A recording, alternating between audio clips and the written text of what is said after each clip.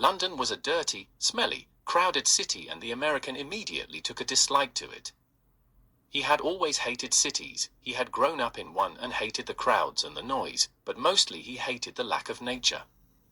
In large cities of the time there was nothing natural, just man-made constructions, and it was like that here, endless buildings of brick and stone, streets filled with masses of people and all the detritus accompanying them. The smell of it all was enough to make a billygoat puke, he thought to himself, and wondered why anyone would want to live in such a place. The answer came to him immediately, as it was the perfect place for a murderer to hide in plain sight while still committing grisly and brutal killings. Death, after all, was what compelled this evil. Death was a necessity, it seemed to feed on death, on killing and the horror it begot. The American knew of dozens of murders for which this evil was responsible and believed that there were far, far more. And here the murderer believed that there were so many dead bodies appearing every day that nobody would ever suspect a thing, but the killer was wrong. He had miscalculated the public's obsession with his grisly attacks. The extraordinary brutality of what had been done to the victims had sent a wave of both revulsion and fascination throughout Victorian society, and as a result the murders had become a national sensation.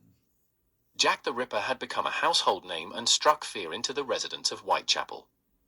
From this cesspool of vice and corruption Londoners believed a cancerous evil had spawned which was preying on the weakest and most vulnerable, the prostitutes, or those commonly referred to as the unfortunates. But there was one recent arrival to this city who knew the truth, knew that the brutal killer known as a Jack the Ripper was not native to this island nation, and perhaps not even to this world, but had been on a long sojourn of murder. London was only the latest site of its horror, and Jack the Ripper was only the latest of its identities.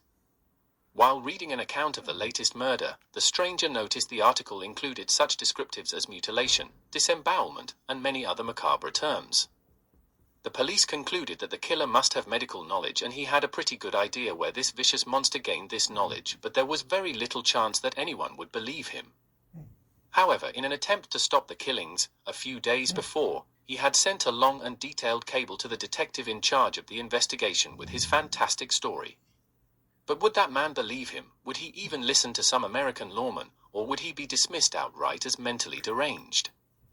Find out what happens next in the new book Queen Victoria vs. Jack the Ripper, now on Amazon. It is a fascinating tale that will rewrite the entire Jack the Ripper genre. Get it now on Amazon, it is amazing.